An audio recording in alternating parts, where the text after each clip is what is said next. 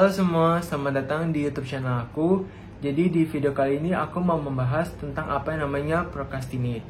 Nah, kenapa sih aku pengen banget untuk ngebahas topik ini? Karena aku tuh penasaran kenapa kita senang banget untuk procrastinate dan sebenarnya apa yang bisa kita lakukan untuk menghilangkan sifat buruk ini. Nah, aku kemudian baca di beberapa sumber artikel di internet dan ada satu artikel yang menurut aku bagus banget. So, I'm gonna talk about that today. Sebelum kita mulai, jangan lupa untuk klik like, comment, dan juga subscribe to my YouTube channel. Semoga YouTube channel ini bisa memberikan manfaat buat kalian semua. Dan langsung kita mulai aja ya. Pernah nggak sih kalian misalnya harus mengerjakan suatu pekerjaan dan kalian misalnya udah bikin to-do list, kalian udah bikin deadline, dan juga kalian memiliki waktu untuk mengerjakan pekerjaan tersebut. Tapi ujung-ujungnya pekerjaan tersebut tidak kalian kerjakan. Sebenarnya apa sih yang terjadi? Nah, sebelum kita bahas tentang alasannya, let's talk quickly about the definition of procrastination itself. Kalau misalnya secara simpelnya, jadi procrastination itu adalah suatu kebiasaan di mana kita sering menunda-nunda suatu pekerjaan atau hal yang harusnya dilakukan dan malah kita lakukan di menit-menit terakhir. Padahal sebenarnya pekerjaan itu penting. Nah, sebenarnya kenapa sih kita senang banget untuk procrastinate dan apa alasan dibaliknya? Setelah aku baca-baca, ternyata ada penjelasan ilmiahnya loh. Misalnya ketika kita diharuskan untuk mengerjakan suatu pekerjaan yang sifatnya stressful atau painful atau mungkin tidak menyenangkan. Nah, sebenarnya di otak kita itu terjadi suatu konflik atau pertarungan antara sistem-sistemnya. It's a battle between the limbic system and prefrontal cortex. Buat kalian yang mungkin kuliah di kedokteran udah pada familiar ya dengan sistem limbik dan juga korteks prefrontal. Nah, kalau misalnya buat kalian yang belum, mungkin aku akan jelaskan secara singkat.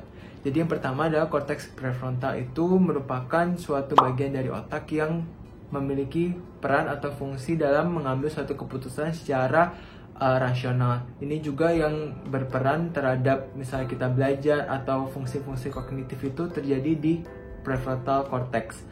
Nah, pada sebagian besar orang itu sebenarnya prefrontal cortex ini tuh kurang berkembang atau underdeveloped dan sifatnya kurang dominan dibandingkan dengan sistem limbik. Sedangkan sistem limbik itu merupakan bagian dari otak yang berfungsi untuk mengatur emosi, memori, dan juga insting. Contoh gampangnya adalah misalnya ketika kita main api nih ya.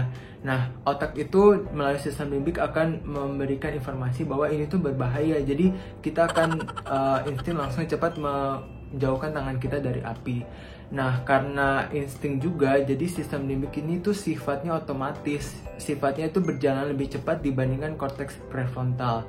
Sedangkan kalau korteks prefrontal itu ibaratnya harus dipacu dulu, harus dicambuk dulu baru dia bisa bekerja, kayak hey you bekerja, baru dia bekerja gitu. Insting yang diatur oleh sistem limbik ini termasuk melarikan diri dari pekerjaan yang sifatnya tidak menyenangkan loh. Karena sistem limbik itu merupakan area di otak yang tidak sadar atau unconscious zone, yang fungsi lainnya juga sebagai pusat dari kesenangan atau pleasure. Makanya ketika kita tadi dihadapkan oleh suatu pekerjaan yang sifatnya tidak menyenangkan, nah sistem limbik ini akan duluan teraktivasi dan mengirimkan sinyal ke otak. Kira-kira sos atau danger, it's way too much work, like you're getting stressed if you're not stopping gitu loh. Jadi makanya sinyal-sinyal inilah yang akan nanti dikirimkan ke otak dan diganti oleh pemikiran-pemikiran yang lebih menyenangkan. Karena si sistem limbik ini juga akan memproteksi kita dari potensial negative feeling yang timbul ketika kita akhirnya mengerjakan pekerjaan tersebut. Ini adalah bentuk sebagai bentuk pertahanan dari tubuh ya.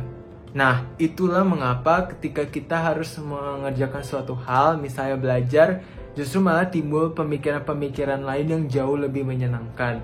Misalnya, aku pengen tidur lah, ngantuk, atau ada drama Korea yang belum aku nonton nih, aku pengen banget nonton, gimana ya, apa mending aku nonton aja gitu, karena lebih menyenangkan.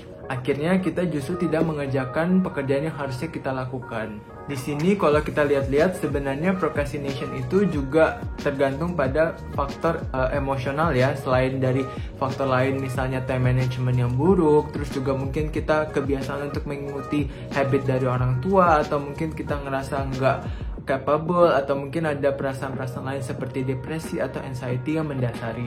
Jadi procrastination itu tuh sebenarnya multifaktor, dan salah satu faktor yang aku mau sampaikan di sini adalah faktor dari emosionalnya sendiri.